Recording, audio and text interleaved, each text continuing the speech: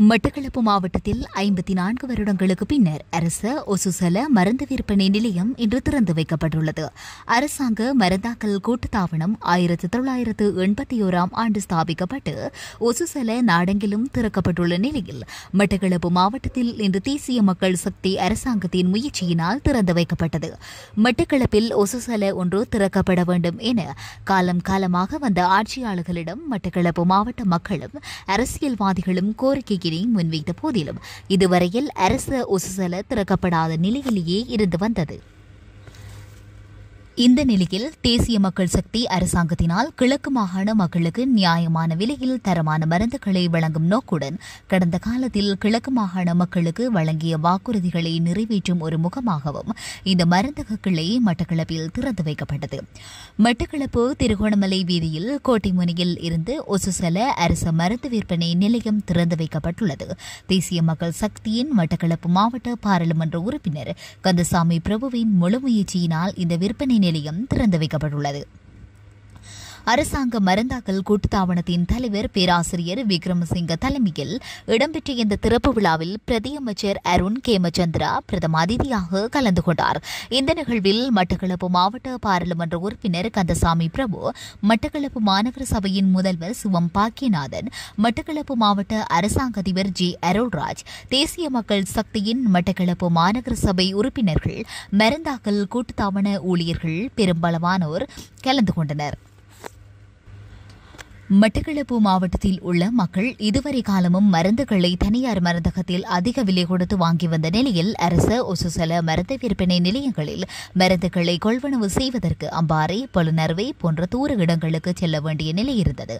இந்த நிலையில் இந்த மருந்து விற்பனை நிலையம் மட்டக்களப்பு மாவட்டத்தில் திறந்து வைக்கப்பட்டுள்ளதன் காரணமாக மாவட்டத்தில் உள்ள மக்கள் நன்மையடைவார்கள் என இங்கு தெரிவிக்கப்பட்டது.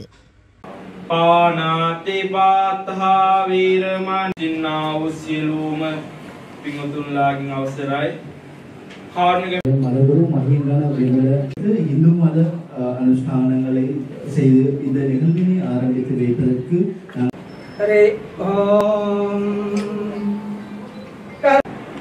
மன்றாடுவோமாக.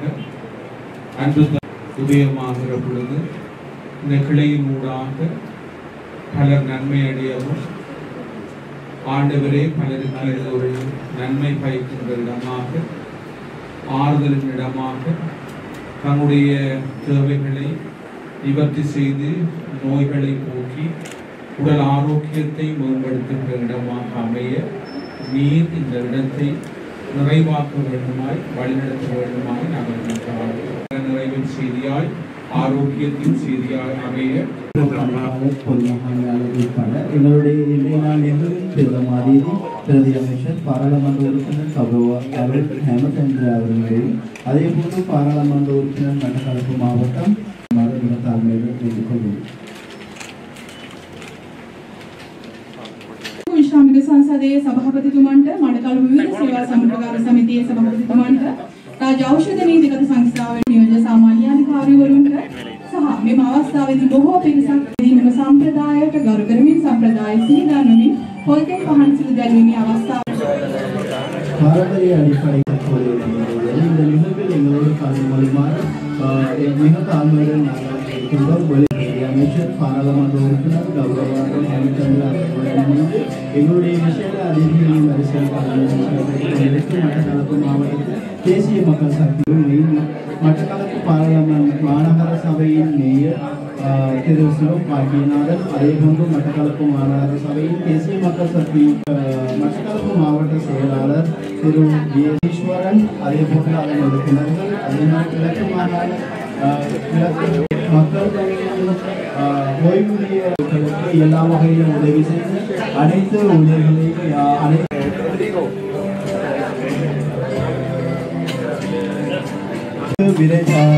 நியாயமான விலையில் விலை உறுதிப்படுத்தப்பட்ட மருந்துகளை வழங்கும் நன்னோக்கத்துடன் இப்போது எங்களுடைய திறந்து வைப்பதற்கு நாங்கள் அன்புடன் அழைப்பது பிரதி அமைச்சர் பாராளுமன்ற உறுப்பினர்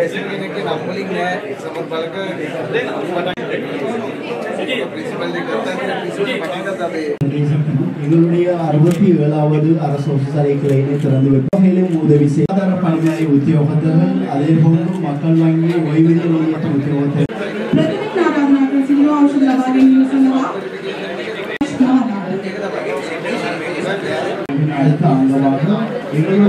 முதலாவது வாடிக்கையாளருக்கு மருந்து விலைகளை வழங்குவது போன்ற அடுத்ததாக இந்த மருந்து விலைகளை பெற்றுக்கொள்வதற்கு நாங்கள் அழைப்பது திருமதி எஸ் புவனேஸ்வரி. அதேபோன்று நாங்கள் அன்புடன் அழைப்பது திரு எம்ஐஎஸ் இந்தியா.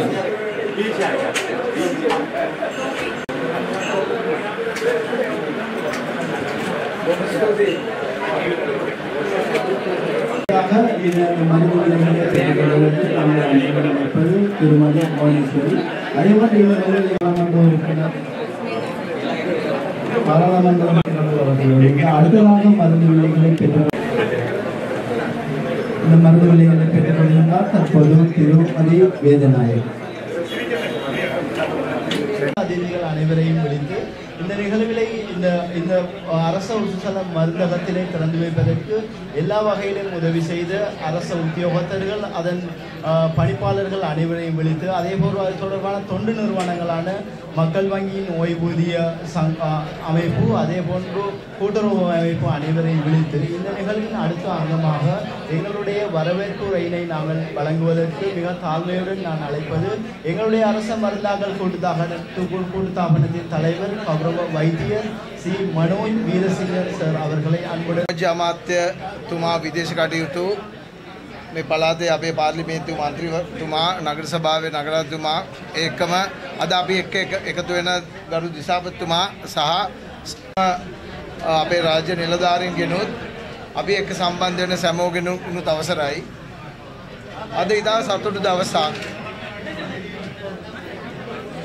දවසක් වෙන්නේ ලැබීම සම්බන්ධයෙන් ඊළඟට මට කියන්නම අවශ්‍යතාවය තිබුණේ අපිට ලොකු උදව් ඕනේ වුණා මඩකලපු නගරයේ ස්ථානයක් හොයාගන්න. මොකද මේක ලොකු නගරයක් ඒකම අපිට අවශ්‍යම ස්ථානයක් ලබා ගැනීම එච්චර ලේසි නෑ. අපි සෑහෙන ස්ථාන හෙව්වා.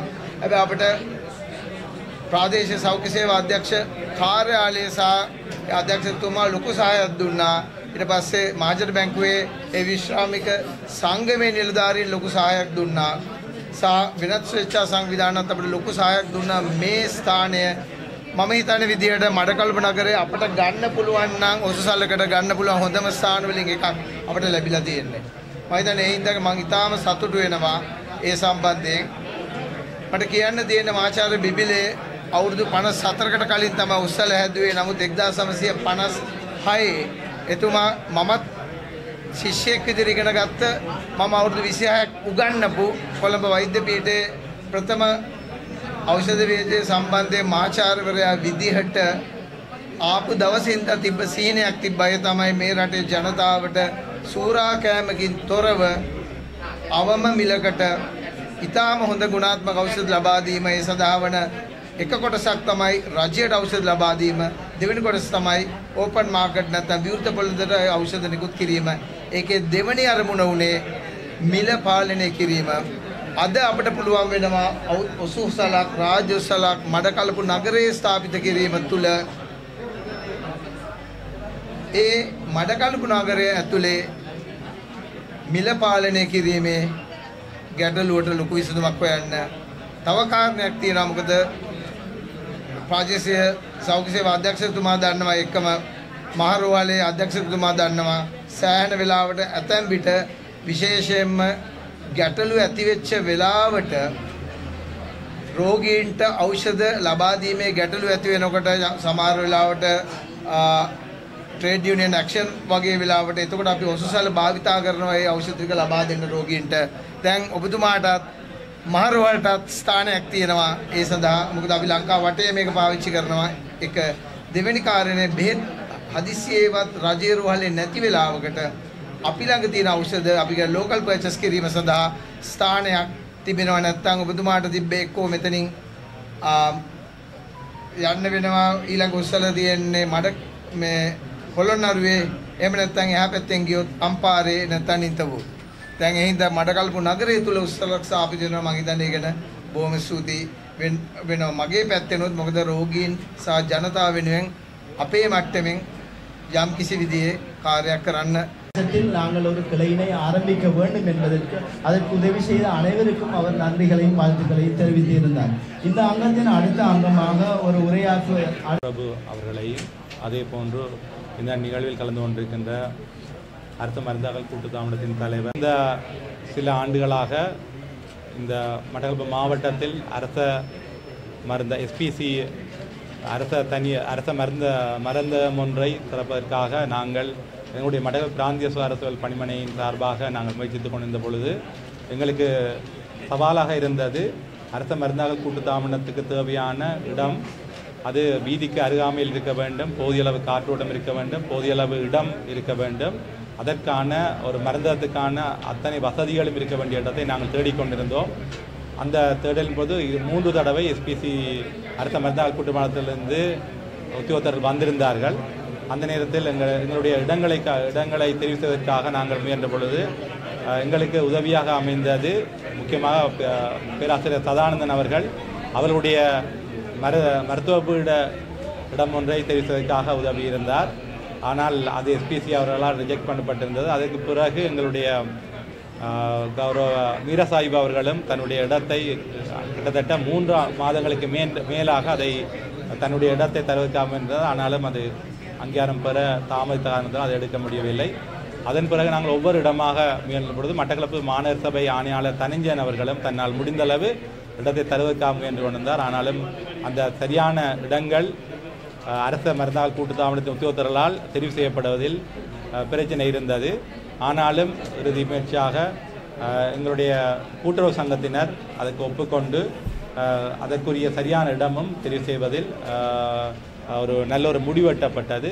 இந்த முடிவெட்டப்படுவதற்கு உண்மையிலே ப்ரொஃபஸர் மனுஷ வீரதுங்க அவர்களின் அந்த தலைமையும் அவருடைய உத்தியோகத்தர்களின் உதவியும் இருந்தது என்றால் இதற்கு முதல் அப்படி கிடைக்கவில்லை. இதை தாண்டி நான் முக்கியமாக நன்றி சொல்ல வேண்டியது நம்முடைய கௌரவ பாராளுமன்ற உறுப்பினர் பிரபு அவர்கள் தன்னுடைய ஆளணியினரையும் இந்த இடங்களை தெரிவு செய்வதற்காக எங்களுடன் இது தவிர அரசியல் ரீதியான உதவிகளையும் எங்களுக்கு சேர்ந்தார்.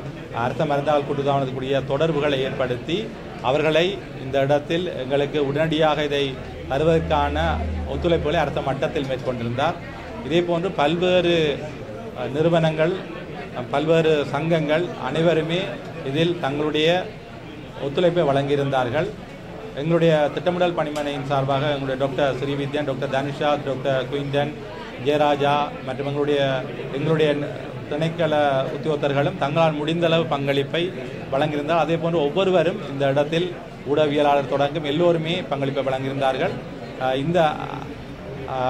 இந்த ஒரு நல்லதொரு அரச மருந்தக மூலமாக மக்கள் பெறப்போகின்ற அத்தனை நல்ல விடயங்களுக்கும் அனைவருமே பங்காளிகளாக இருப்பார்கள். ஆகவே ஒவ்வொருவருக்கும் என்னுடைய தனிப்பட்ட முறையில் நன்றியை தெரிவித்து மீண்டும் இந்த இடத்தில் இப்படி ஒரு நல்ல நிகழ்வில் மனோஜ் வீரசிங் ஐயா அவர்களே, அதுபோன்று மட்டக்களப்பு மாவட்ட பாராளுமன்ற உறுப்பினர் அவர்களே, மேலும் அரசாங்க அதிபர் மிகவும் ஒரு முக்கியமான மிகவும் ஒரு வரலாற்று சிறப்புமிக்க ஒரு நிகழ்வாகத்தான் நான் இதனை கருதுகிறேன். அதாவது 71ஆம் ஆண்டு ஆரம்பிக்கப்பட்ட இந்த அரச மருந்தக கூட்டுத்தாபனம் இந்த பிரதேசத்திற்கு வருவதற்கு சுமார் எங்களுக்கு 54 வருடங்கள் பிடித்திருக்கின்றது என்றால் அது ஒரு துரதிர்ஷ்டவசமான விடயம். அது ஒரு சாதாரணமாக நாங்கள் கடந்து செல்லக்கூடிய விடயம் அல்ல. அதாவது நாட்டில் ஏனைய பிரதேசங்களில் சுமூகமாக இயங்கிக் கொண்டிருக்கின்ற பல்வேறு தரப்பட்ட நோய்களுக்கு மருந்துகளை வழங்கிக் கொண்டிருக்கின்ற பல்வேறு தரப்பட்ட நோயாளிகளை சுகப்படுத்தி கொண்டிருக்கின்ற இந்த நிறுவனம் இந்த பிரதேசத்திற்கு வருவதற்கு 54 வருடங்கள் பிடித்தது என்றால் அதனை நாங்கள் அந்த துயரத்தினை நாங்கள் வார்த்தையால் நாங்கள் கூறிவிட முடியும். எனினும் இந்த மாவட்டத்தின் ஒருங்கமைப்பு குழுவின் தலைவராக நான் ஒரு சில மாதங்கள் கடமையாக்கியிருக்கிறேன். அந்த காலப்பகுதியில் நானும் நமது பிரபு பாராளுமன்ற உறுப்பினர் அவர்களும் அடிக்கடி பேசுவது இந்த பொசுசல விடயத்தினை நாங்கள் மிகவும் வேகமாக செய்து முடிக்க வேண்டும்.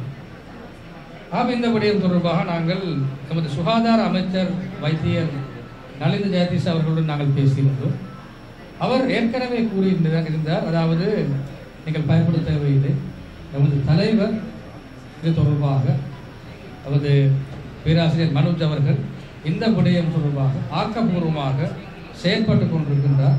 இது இங்கு மாத்திரமல்ல, இந்த மட்டக்களப்பு மாவட்டம், திருகோணமலை மாவட்டம், வவுனியா உள்ளிட்ட இந்த பிரதேசங்களுக்கு ஆரம்ப கட்டமாக நாங்கள் வழங்குவதற்கு நாங்கள் ஏற்பாடுகளை செய்து கொடுத்து கொண்டிருக்கின்றோம். ஆனால் உங்களிடம் இருந்து ஒரு உதவி தேவை. அதாவது அரச ஒரு கட்டிடம் ஒன்று அல்லாவிட்டால் ஒரு மானிய அடிப்படையில் எங்களால் செலுத்தும், அதாவது எங்களுக்கு வாடகை செலுத்தக்கூடிய கட்டிடம் ஒன்றினை எங்களுக்கு பெற்றுத்தாருங்கள், ஏனைய விடயங்களை நாங்கள் பார்த்துக் கொள்வோம் என்ற விடயத்தை கூறுகிறோம். அவை அதன் பிரகாரம் நாங்கள் அதனை ஏற்பாடு செய்திருந்தோம். நாங்கள் சில மாதங்களின் தொடர்பாக நாங்கள் மிகவும் ஆக்கப்பூர்வமாக நாங்கள் செயற்பட்டதும், குறிப்பாக வந்து பாராளுமன்ற உறுப்பினர் பிரபு அவர்கள் இது தொடர்பாக மிகவும் ஒரு ஊக்கமாக செயற்பட்டிருந்தார். அதன் விளைவாக இன்றைய தினம் இங்கு நாங்கள் இந்த அற்புத நிகழ்வினை நாங்கள் செய்து வைப்பதை நாங்கள் மிகுந்த சந்தோஷப்படுகிறோம். இதில் ஒரு நிறைவடைய போகும் விடயம் அல்ல. இங்கு நாங்கள் இங்கு திறந்து வைக்கும் இந்த விடயமானது இந்த பிரதேசங்களில் இன்னும் பல மருந்தகங்களை திறந்து வைப்பதற்கான ஒரு ஆரம்ப கட்ட நகரமாகும். அது மாத்திரமல்ல, இன்று மிகவும் தொழில்நுட்ப ரீதியாகவும் பல்வேறு தரப்பட்ட அடிப்படை வசதிகள் ரீதியாகவும் நாங்கள் வளர்ச்சிகளை கண்டு கொண்டிருக்கும் இந்த யுகத்தில் நாங்கள் நிச்சயமாக இவ்வளவு பெரிய மருந்தகங்களை எல்லா இடத்திலும் அமைக்க வேண்டிய தேவையும். ஆகவே ஒரு சில மருந்தகங்களை நாங்கள் அமைத்துக் கொண்டு பல இடங்களில் நாங்கள் இது தொடர்பான நிலையங்களை அமைக்கும் பட்சத்தில் நாங்கள் ஒரு குறிப்பிட்ட நேரத்திற்குள் அந்த நோயாளிகளுக்கு நாங்கள் மருந்தினை அவர்களது வீடுகளுக்கு எடுத்துச் செல்லக்கூடிய ஒரு நிலைமையினை எங்களால் உருவாக்க முடியும். அது தொடர்பாகவும் நாங்கள் இது தொடர்பாக பேசிக் கொண்டிருக்கிறோம். அதாவது தெரியும், ஓவர் ஹெட் காஸ்ட் என்று சொல்லுவோம். அதாவது இது இந்த பராமரிப்பு செலவுகளை நாங்கள் குறைத்து கொண்டு நமது நோக்கமாகிய நோயாளிகளுக்கு நாங்கள் சரியாக மருந்துகளை பெற்றுக் கொடுக்கக்கூடிய அந்த விடயத்தினை நாங்கள் ஏற்பாடு செய்து வருகின்றோம். ஆகவே சில மருந்தகங்கள் புதிதாக வரும். அது மாத்திரமல்ல, சில பல நிலையங்களையும் நாங்கள் புதிதாக ஏற்பாடு செய்வதற்கு நாங்கள் கடமைப்பட்டிருக்கிறோம். அவை இது ஒரு மிகவும் முக்கியமான விடயம். அது ஒரு புறம் இருக்க, இங்கு நான் இன்னொரு விடயத்தை நான் கூறிக்கொள்ள விரும்புகின்றேன். நாடு என்ற ரீதியிலே பல்வேறு தரப்பட்ட சவால்களுக்கு மத்தியில் தான் நாங்கள் இந்த நாட்டினை கொடுக்கிறோம். ஒரு வங்குரோத்து நிலையை அடைந்திருந்த நாடு, பல்வேறு தரப்பட்ட நெருக்கடிகளை சந்தித்த நாடு, இறக்குமதிகளுக்கு பல்வேறு தரப்பட்ட தடைகளை சந்தித்த நாடை தான் நாங்கள் கொடுக்கின்றோம். ஆனால் இன்று ஒரு வருட காலத்திற்குள் நாங்கள் பல்வேறு தரப்பட்ட வெற்றிகளை, பல்வேறு தரப்பட்ட சவால்களை நாங்கள் மீறி நாங்கள் வெற்றிகளை நாங்கள் சந்தித்திருக்கிறோம். அதாவது இது ஒரு மிகவும் முக்கியமான விடயம். நாங்கள் கடந்த சில மாதங்களாக நாங்கள் கடந்த காலங்களில் இடம்பெற்ற பல்வேறு தரப்பட்ட உடல் மோசடிகளை நாங்கள் தேடி கண்டுபிடித்த தொடர்பான நடவடிக்கைகளை எடுத்துக்கொண்டிருந்த அதே பட்சத்தில் நாங்கள் மக்களுக்கு விளங்கக்கூடிய அபிவிருத்திகளை நாங்கள் செய்வதற்கு ஆரம்பித்தோம். இது ஒரு மிகவும் முக்கியமான மைல்கல். குறிப்பாக இந்த மட்டக்களப்பு மக்களுக்கு இது ஒரு மிகவும் ஒரு முக்கியமான விடயமாக நான் கருதுகிறேன். அத்துடன் நான் இந்த ஒரு விடயத்தை நான் முடிக்கலாம் நினைக்கின்றேன். அதாவது நேற்றைய தினம் நான் எனது கையெழுக்க தொலைபேசியில் நான் ஒரு சில விடயங்களை நான் பார்த்து கொண்டிருக்கும் பொழுது ஒரு செய்தியை நான் பார்த்தேன். அந்த செய்தியை பொறுத்தவரையிலே முன்னாள் சுகாதார அமைச்சர், அதாவது அதிகமாக பரவலாக பேசப்பட்ட நபர் திரு கே ரமுக்கல் அவர்கள் தொடர்பாக ஒரு செய்தியை நான் பார்த்தேன். அந்த செய்தியானது அவரது ஒட்டுமொத்த இந்த வழக்குகளுக்கான அச்ச நடவடிக்கைகளை மேற்கொள்வதற்காக ஒட்டுமொத்த செலவாக 1 கோடி ரூபாய் ஒதுக்கப்பட்டிருப்பதாகவும், அந்த செய்தியினை பொறுத்தவரையிலே அந்த குறிப்பிட்ட வழக்கு தொடர்பான அந்த அச்சு வேலைகளை செய்வதற்கு 25 லட்சங்கள் ஆகும் என்றும் 14 பாகங்களை கொண்ட அந்த அறிக்கைகள் தயார்படுத்தப்படுவதாகவும், ஒரு பாகத்தில் 2500 பக்கங்கள் கொண்டிருப்பதாகவும் ஒரு செய்தியை நான் கண்டேன். இந்த சந்தர்ப்பத்தில் நான் அதனை சொல்வதற்கான காரணம், கடந்த காலங்களில் எந்தெந்த விடயங்கள் தொடர்பாக அவர்கள் தங்களது நாட்டங்களை செலுத்த வேண்டுமோ அந்தந்த விடயங்கள் தொடர்பாக நாட்டங்களை செலுத்தாமல் பல்வேறு தரப்பட்ட ஊழல் மோசடிகளில் ஈடுபட்டவையும் ஒரு பிரதானமான காரணம் இந்த நாடு வீழ்ச்சி அடைகிறது. மருந்து என்ற பெயரில் உப்புநீரை கொண்டு வந்து மக்களுக்கு வழங்கி, மக்களை வர்ணிக்க செய்து, மக்களை நோய்வாய்ப்பட செய்து, அதன் மூலமாக பணம் சம்பாதித்த ஒரு யுகத்தினை நாங்கள் முடிவுக்கு கொண்டு வந்து நாங்கள் தற்பொழுது மிகவும் ஒரு மக்கள் நலன் சார்ந்த விடயத்தினை நாங்கள் ஆரம்பித்து வைத்திருப்பதை எண்ணி நாங்கள் சந்தோஷப்படுகின்றோம். அது மாத்திரமல்ல, நேற்றைய தினம் நாடே ஒன்றாக என்ற துணைப்பொருளில் நாங்கள் அனைவரும் இந்த நச்சு போதைப் பொருட்களுக்கு எதிராக நாங்கள் ஒன்றுபடுவதற்காக நாங்கள் நமது வேலை திட்டத்தினை ஜனாதிபதி அவர்களின் தலைமையில் நாங்கள் ஆரம்பித்து வைத்திருக்கின்றோம். ஆகவே இதன் மூலமாக நாங்கள் இன்னும் நெருக்கமாக நாங்கள் மக்களுடன் இணைந்து செயல்பட நாங்கள் கடமைப்பட்டிருக்கிறோம்.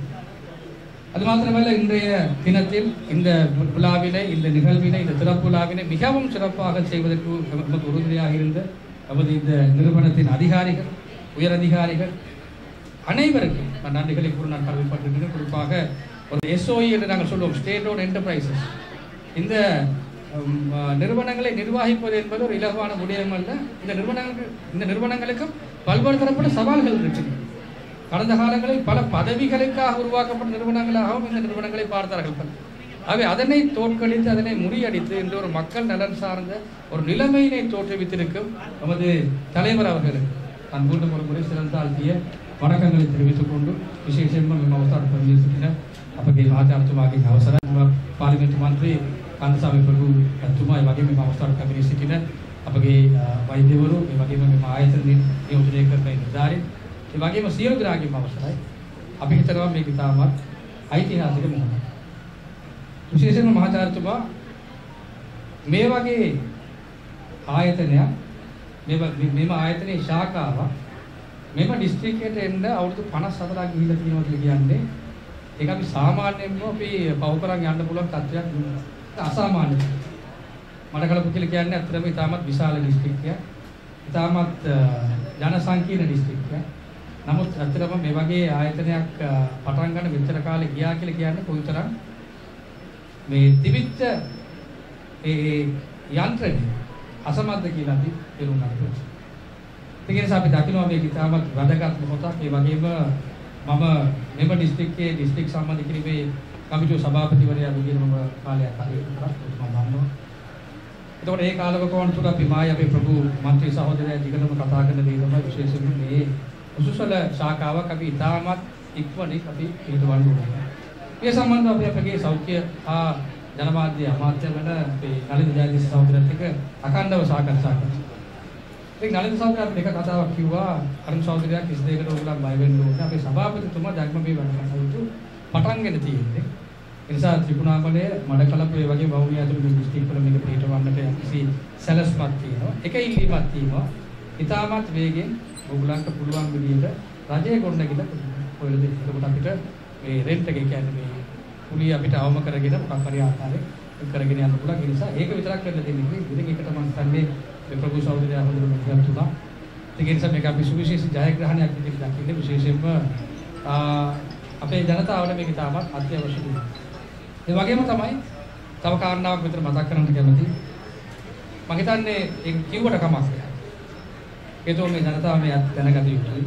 ඊයේ මම මගේ ෆෝන් එකේ මේ පුවත් කීපයක් බලාගෙන හිටියත් මොකද නිවුස් එකක පාටම ආවා.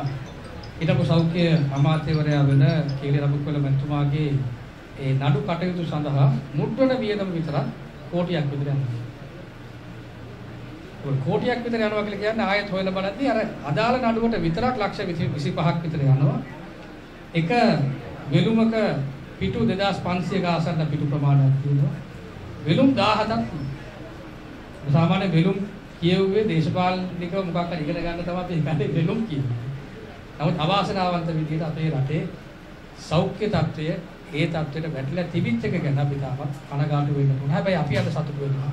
ඉතාමත් කෙටි කාලයක් තුළ අපගේ අතිගරු ජනාධිපති අනුර කුමාර දිසානායක සහෝදරයාගේ නායකත්වය යටතේ ඒ වගේම අපගේ සෞඛ්‍ය අමාත්‍යතුමා ඒ වගේම සෞඛ්‍ය අමාත්‍යතුමාත් එක්ක ඉතාමත් කඩිනමින් ඉතාමත් ක්‍රියාශීලී වැඩ කරන අපගේ සභාපතිතුමා මහාචාර්යතුමා ඇතුළු සියලු දෙනාම එකතු වෙමින් මේ රට ගොඩනැගීම සඳහා ඉතාමත් හොඳ කාර්යභාරයක් ඉතාමත් සුවිශේෂ කාර්යභාරයක් ඉටු කරනවා.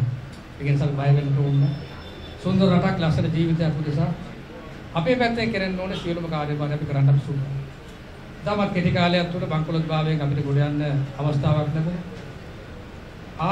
ආනයන වලට අදාළව තිබිච්ච තහනම් තලංචි ටික අපිට ඉවත් කරන්න අවස්ථාවක් ලැබුණා. ඉතිහාසෙ පුරාම රේගුව ඇතුළු ඒ ආයතන එකතු කරගත්ත ඒ ආදායම් වලට වඩා අපිට ඒ ආදායම් ඉක්මවා කරමින් ඉලක්ක ඉක්මවා කරමින් අපිට අලුත් වාර්තා තියන්නට දැන් අවස්ථාව ලැබිලා තියෙනවා. ඒ වගේම තමයි අපිට අභියෝගයක් තියෙන විශේෂයෙන් මමත් ওই SOE එකක් තියෙන ආයතනයක් මේ අමාත්‍යාංශයට අයත් නියෝජ්‍ය අමාත්‍යවරයෙක් විතර මම දන්නවා. මේ SOE කියන මේ අපිට මේ රජයේ අයිති මේ ආයතන පාලනය කරන්න කොයිතරම් අමාරුද සහ ඒ තියෙන අභියෝග ගැන කොට අදහසක් තියෙනවා. ඒ නිසා අපි මේ සියලු අභියෝග අපි ජයගෙන අපි ඉස්සරහට යමු. සුන්දර රටක් ලස්සන ජීවිතයක් උදෙසා අපිට මේක ලබා දීපෙකට අදාළව අපි හදාගන්න පූර්ව ස්තුතිය ඔබතුමා ඇතුළු ඔබතුමාගේ කාර්ය මණ්ඩලය ඇතුළු ඒ පාලක මණ්ඩලය ඇතුළු සියලු දෙනා අපි පුද කරමින් මම මගේ කතාව අවසන් කර ගන්නවා.